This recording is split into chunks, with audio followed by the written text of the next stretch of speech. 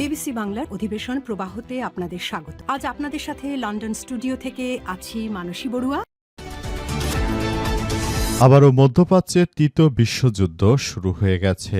মার্কিন যুক্তরাষ্ট্র এবং ইহুদিবাদী ইসরায়েলের মধ্যে কোনো রাষ্ট্রকেই ছাড় দেবে না ইরানের ইসলামী বিপ্লবী গার্ড বাহিনী। মধ্যপ্রাচ্যে যুদ্ধের সর্বশেষ গুরুত্বপূর্ণ সবথেকে তাজা আপডেট সংবাদ আপনাদের জানাবো। প্রথমে জানাবো লেবাননে ইসরায়েলের হামলায় নিহত ৮ দখলদার ইসরায়েলি বাহিনী এখনও লেবাননে হামলা চালিয়ে যাচ্ছে, তবে তাদেরকেও ছাড় দিচ্ছে না লেবাননের সশস্ত্র যোদ্ধারা। প্যারিস থেকে বার্তা সংস্থা এএফপি এই তথ্য জানিয়েছে। জানা গেছে যে বাগদাদে গ্রিন ডোনে ড্রোন হামলার চেষ্টা চালানো হয়েছে। এক সামরিক সূত্র এএফপিকে জানিয়েছে বাগদাদে গ্রিন জোনের উপর উঠতে থাকা ইরান সমর্থিত গোষ্ঠীগুলোর ড্রোনগুলোকে প্রতিহত করেছে মার্কিন বিমান প্রতিরক্ষা ব্যবস্থা। পাশাপাশি এবার মধ্যপ্রাচ্যে এই যুদ্ধের প্রভাবে বিশ্ববাজারে জ্বালানি তেলের দাম বৃদ্ধি পেয়ে $112 উন্নীত হয়েছে, যে তেলের দাম যুদ্ধ শুরু করার আগে মাত্র $65 ছিল প্রতি ব্যারেল অপরিশোধিত তেল। সেই তেলের দাম এখন বেড়ে $112 হয়ে গেছে। এরপর জানাবো গাজায় ২৪ ঘণ্টায় ইসরায়েলি হামলায় নিহত ৫, মোট প্রাণহানি ৭২,০০০ ছাড়ালো। অবরুদ্ধ গাজা উপত্যকায় গত ২৪ ঘণ্টায় ইসরায়েলি হামলায় অন্তত ৫ জন নিহত এবং ৭ জন আহত হয়েছে বলে জানিয়েছে ফিলিস্তিনি স্বাস্থ্য মন্ত্রণালয়। মন্ত্রণালয় আরও জানিয়েছে তারা যুদ্ধবিরতি ভেঙে আবারও গাজায় হামলা চালাচ্ছে। এ পর্যন্ত ৮২৩ জন নিহত হয়েছে মাত্র ১০ দিনে এবং ২,৩০৮ জন আহত হয়েছে। আর ২০২৩ সালের যুদ্ধ শুরু হওয়ার পর থেকে ইসরায়েলের হামলায় গাজায় ৭২,৫৯৯ জন মানুষ মারা গেছে এবং আহত হয়েছে ১,৭৫,০০০ জন। শুধুমাত্র মুসলিম দেশ হিসেবে ইরানই এই নিরীহ ফিলিস্তিনিদের পাশে দাঁড়িয়েছে। আর মধ্যপ্রাচ্যের মুসলিম শাসকেরা তারা তেল বিক্রির টাকা আমেরিকায় সুদে লাগিয়েছে, কিন্তু কখনো ফিলিস্তিনিদেরকে সহযোগিতা করেনি। এদিকে যুক্তরাষ্ট্রের নিষেধাজ্ঞা, ইরানে ভারতের চাবাহারের স্বপ্ন শেষ। ইরানের চাবাহার বন্দর ঘিরে ভারত $১২,০০০ কোটি বিনিয়োগ করেছিল। ওই বন্দর ব্যবহার করে সরাসরি ইরান থেকে আফগানিস্তান সহ মধ্য এশিয়ায় ব্যবসা বাণিজ্য করত ভারত, কিন্তু মার্কিন যুক্তরাষ্ট্রের নিষেধাজ্ঞায় চরমভাবে ধসের মুখে পড়েছে ভারত এর হাত থেকে ইরানের চাবাহারের স্বপ্ন শেষ হয়ে গেল। এ বিষয়ে খুবই গুরুত্বপূর্ণ সংবাদ জানাবো, সঙ্গেই থাকুন। এবারে জানাবো রাশিয়া ইরানের পাশে থাকবে, মধ্যপ্রাচ্যে শান্তি প্রতিষ্ঠায় কাজ করবে বললেন পুতিন। রাশিয়ার প্রেসিডেন্ট ভ্লাদিমির পুতিন বলেছেন মস্কো ইরানের সঙ্গে তাদের কৌশলগত সম্পর্ক আরও জোরদার করবে এবং মধ্যপ্রাচ্যে অস্থিতিশীল পরিস্থিতি থেকে শান্তি নিশ্চয়তা করবে, যা কিছু প্রয়োজন রয়েছে সবকিছু করবে বলে জানিয়েছে পুতিন। এবং সর্বশেষ জানাবো নেত্রকোনার ২ নদের পানি বিপদসীমার উপরে। নেত্রকোনা জেলার ভোগাইকংস নদীর পানি বিপদসীমার ৮২ সেন্টিমিটার উপর দিয়ে প্রবাহিত হচ্ছে। একই জেলার সোমেশ্বরী নদীর পানি বিপদসীমার ৮০ সেন্টিমিটার এবং মগরা নদীর পানি ২ সেন্টিমিটার উপর দিয়ে প্রবাহিত হচ্ছে। প্রিয় দর্শক, এতক্ষণ শুনছিলেন সংবাদ শিরোনাম, এবারে বিস্তারিত। তবে তার আগে বন্ধুরা অনুরোধ থাকবে এই সংবাদটিতে একটি লাইক দিন। এই চ্যানেলে আপনি নতুন হয়ে থাকলে আমাদের সংবাদটি দেখতে দেখতে চ্যানেলটি সাবস্ক্রাইব করে রাখুন। কমেন্ট করে বন্ধুরা আপনার মূল্যবান মতামত জানিয়ে দিন আপনি বিশ্বের কোন দেশ থেকে বা বাংলাদেশের কোন স্থান থেকে আমাদের সংবাদটি দেখছেন এবং শুনছেন। আর বন্ধুরা, সংবাদটি আপনার সোশ্যাল মিডিয়া ফেসবুকে শেয়ার করে বন্ধুদেরও দেখার সুযোগ করে দিন। গাজা যুদ্ধে আপনি যদি নিরীহ ফিলিস্তিনিদের ভালোবেসে থাকেন বন্ধুরা, কমেন্টে ইয়েস লিখে আমাদের এই সংবাদটি পুরো বিশ্ববাসীকে জানার সুযোগ করে দিন। গাজায় যেভাবে ইসরায়েলিরা আক্রমণ করে নিরীহ মানুষদের হত্যা করছে, এই বিষয়টিকে আপনি কোন যুক্তিতে দেখেন? ইরান শুধুমাত্র ফিলিস্তিনিদের সহযোগিতা করেছে আর সুন্নি কোনো দেশ সহযোগিতা করেনি, অথচ ফিলিস্তিনিরা কিন্তু সুন্নিপন্থী, অথচ তাদেরকে সৌদি আরব সহ কোনো রাষ্ট্রই আর সহযোগিতা করেনি। এবারে বিস্তারিত। মধ্যপ্রাচ্যে যুদ্ধের সর্বশেষ পরিস্থিতি তুলে ধরা হলো। লেবাননে ইসরায়েলের হামলায় নিহত ৮। লেবাননের স্বাস্থ্য মন্ত্রণালয় জানিয়েছে আজ ইসরায়েলের হামলায় দেশটির দক্ষিণ অঞ্চলে ৮ জন নিহত হয়েছে। নিহতদের মধ্যে সিভিল ডিফেন্সের উদ্ধারকর্মীরাও রয়েছে। এই হামলায় 2 সেনা সদস্য আহত হয়েছে। প্যারিস থেকে বার্তা সংস্থা এএফপির খবরে জানিয়ে দেওয়া হয়েছে যে চলমান যুদ্ধবিরতির মধ্যেই এই হামলার ঘটনা ঘটেছে। মার্চের শুরু থেকে ইসরায়েল হিজবুল্লাহর বিরুদ্ধে লড়াই করছে।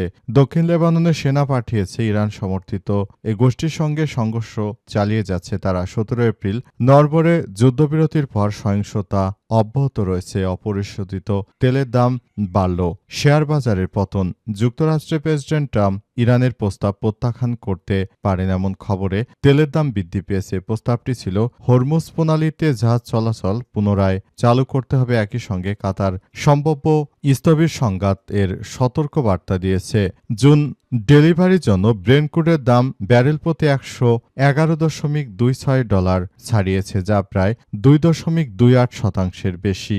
অতীতে এর আগে কখনো এতটা তেলের দাম বাড়েনি। পশ্চিমাদের প্রতি ঐক্যের আহ্বান চার্লসের।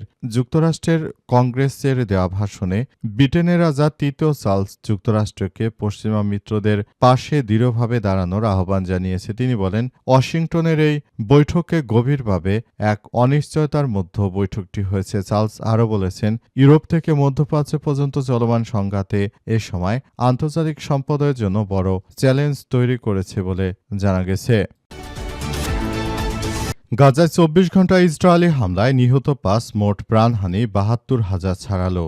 দখলদার ইসরায়েলি বাহিনী এখনও নিরীহ গাজার মানুষের উপর আক্রমণ অব্যাহত রেখেছে। তারা এমনভাবে গাজায় নিরীহ মানুষদের উপর আক্রমণ অব্যাহত রেখেছে দখলদার ইসরায়েলি বাহিনী। তারা নিরীহ মানুষ হত্যার মধ্য দিয়ে যে পৈশাচিক শান্তি পায়, সেই পৈশাচিক শান্তি অর্জন করার মাধ্যমে তারা মূলত এই পরিস্থিতির মধ্যে ঠেলে দিয়েছে।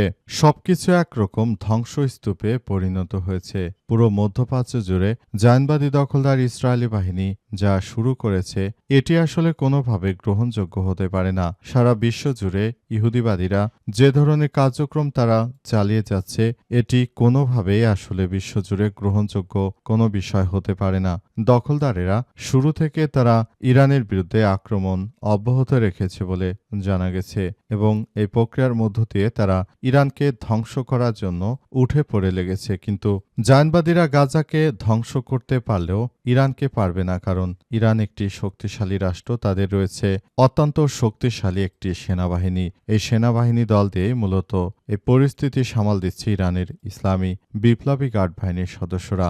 যে কোনো মূল্যে মার্কিন যুক্তরাষ্ট্র দখলদার ইসরায়েলি বাহিনীকে শেষ করে দেওয়ার জন্য পুরোপুরি প্রস্তুত রয়েছে ইরান। কিন্তু গাজা এখনও নির্বিচারে বোমা হামলা চালিয়ে অসংখ্য নিরীহ মানুষদের হত্যা করছে এই দখলদার ইসরায়েলি বাহিনী। যুক্তরাষ্ট্রের নিষেধাজ্ঞা ইরানে ভারতের চাবাহার স্বপ্ন শেষ। ইরানের চাবাহার বন্দরকে ঘিরে ভারতের দীর্ঘদিনের কৌশলগত ও অর্থনৈতিক পরিকল্পনা বড় ধরনের অনিশ্চয়তার মুখে পড়েছে। যুক্তরাষ্ট্রের দেওয়া নিষেধাজ্ঞা ছাড়ের মেয়াদ শেষ হয়ে যাওয়ার পর এই প্রকল্প ভবিষ্যৎ নিয়ে নতুন করে প্রশ্ন উঠেছে। ভারতের আঞ্চলিক সংযোগ প্রকল্পর মধ্যে সবথেকে উচ্চাভিলাষী উদ্যোগ হিসেবে বিবেচিত চাবাহার বন্দর এখন কার্যত স্থবির হয়ে পড়ার আশঙ্কা তৈরি হয়েছে। আফগানিস্তান এবং মধ্য এশিয়ার সঙ্গে বাণিজ্যিক করিডোর গড়ে তোলার ক্ষেত্রে এই বন্দর ছিল ভারতের অন্যতম প্রধান ভরসা। কেন গুরুত্বপূর্ণ চাবাহার? ইরানের দক্ষিণ পূর্ব উপকূলে ওমান উপসাগরের তীরে অবস্থিত চাবাহার বন্দরে রয়েছে দুটি টার্মিনাল, শহীদ কালাতরি এবং শহীদ বেহেস্তি। এর মধ্যে শহীদ বেহেস্তি টার্মিনাল ভারত প্রায় $12 কোটি বিনিয়োগ করেছে এবং অবকাঠামো উন্নয়নে সক্রিয় ভূমিকা রেখেছে। ভৌগোলিক অবস্থানের কারণে এই বন্দর ভারতের জন্য অত্যন্ত গুরুত্বপূর্ণ। পাকিস্তানের সঙ্গে দীর্ঘদিনের বৈরিতার কারণে স্থলপথে আফগানিস্তান ও মধ্য এশিয়ায় পৌঁছানো ভারতের জন্য প্রায় অসম্ভব ছিল। এই অবস্থায় চাবাহার বন্দর ব্যবহার করে সমুদ্রপথে ইরানে পৌঁছে সেখান থেকে সড়ক ও রেলপথে আফগানিস্তান ও মধ্য এশিয়ায় পণ্য পরিবহন করা ভারতের জন্য সহজ ছিল, কিন্তু সেটি একদম ধূলিসাৎ হয়ে গেল। এখন ওই বন্দর ভারতকে ছেড়ে দিতে হবে। ভারত যদি ওই বন্দর ছেড়ে দেয়, তাহলে ভবিষ্যতে তারা মধ্য এশিয়ায় কোনো বাণিজ্য করতে পারবে না। রাশিয়া ইরানের পাশে থাকবে, মধ্যপ্রাচ্যে শান্তি প্রতিষ্ঠায় কাজ করবে বললেন পুতিন। রাশিয়ার প্রেসিডেন্ট ভ্লাদিমির পুতিন এবার নিশ্চিত করে জানিয়েছেন যে মস্কো ইরানের সঙ্গে তাদের কৌশলগত সম্পর্ক আরও জোরদার করবে এবং মধ্যপ্রাচ্যে স্থিতিশীল পরিস্থিতি বজায় রাখার জন্য রাশিয়া পুরোপুরি তারা ইরানের সঙ্গে একটি ভালো সম্পর্ক গড়ে তুলতে চায় বলে ইরানের পক্ষ থেকে নিশ্চিত করা হয়েছে। এছাড়া আরও জানানো হয়েছে যে যে কোনো মুহূর্তে যে কোনো পরিস্থিতিতে এই যুদ্ধ আসলে সবার জন্য খুবই একটি ভয়ানক পরিস্থিতির মধ্যে ফেলে দিচ্ছে গোটা বিশ্বকে। সুতরাং আমাদের এই মুহূর্তে আসলে এই কার্যক্রমগুলো আমাদেরকে দেখতে হবে যাতে করে ভবিষ্যতে ইরানের বিরুদ্ধে মার্কিন যুক্তরাষ্ট্র যে অন্যায় যুদ্ধ চালিয়ে যাচ্ছে সেই অন্যায় যুদ্ধে ইরান যেন একা পড়ে না যায়, ইরান যেন একা হয়ে না যায়। আমাদের এই বিষয়গুলো খুবই গুরুত্ব সহকারে দেখতে হবে বলে নিশ্চিত করা হয়েছে। আরও বলা হয়েছে যে বর্তমান পরিপ্রেক্ষিতে দখলদার ইসরায়েলি বাহিনী এবং মার্কিন যুক্তরাষ্ট্র তারা যে ধরনের অন্যায় কাজগুলো করেছে সেই অন্যায় কাজগুলো দ্রুততম সময়ের মধ্যে আবার ইরানকে সঠিক পথে ফেরত আনার জন্য সর্বাত্মকভাবে সহযোগিতা করবে রাশিয়া। রাশিয়া চায় যে তারা বন্ধুপ্রতিম ইরানকে সর্বাত্মকভাবে সহযোগিতা করবে এবং আগামীতে তারা দুই রাষ্ট্র মিলে যেন পৃথিবীতে একটি শান্তি ও সমৃদ্ধির পথ খুঁজে পেতে পারে এমন বিষয়গুলো তারা খুবই গুরুত্ব সহকারে দেখছে। এমন তথ্যই সামনে এসেছে বারবার। তাই রাশিয়ার পক্ষ থেকে ইরানকে সর্বাত্মকভাবে সহযোগিতা করা হবে এমন ইঙ্গিত দিয়েছে। সেটা অস্ত্র, গোলাবারুদ যে কোনো সেক্টরেই হোক না কেন রাশিয়া ইরানকে সর্বাত্মকভাবে সহযোগিতা করবে যেন পশ্চিমাদের বিরুদ্ধে রাশিয়া এবং ইরান একত্রে লড়াই অব্যাহত রাখতে পারে। যখন 2020 সালে রাশিয়া ইউক্রেনের মধ্যে যুদ্ধ শুরু হয়েছে তখন কিন্তু রাশিয়া একা লড়াই করেনি, তখন তাদের শাহেদ ড্রোন দিয়ে ইরান পুরোপুরি রাশিয়ার যুদ্ধে সক্রিয় ভূমিকা পালন করেছে। সুতরাং এই মুহূর্তে ইরানের যে ধরনের কন্ডিশন, এতে রাশিয়া তাদেরকে তাই সহযোগিতা করতে বাধ্য এমন একটি বিষয় সামনে এসেছে এবং রাশিয়ার প্রেসিডেন্ট ভ্লাদিমির পুতিন তিনি বিষয়গুলোকে খুবই সিরিয়াসভাবে নিয়েছেন এবং তিনি কার্যক্রমগুলো চালাতে চান।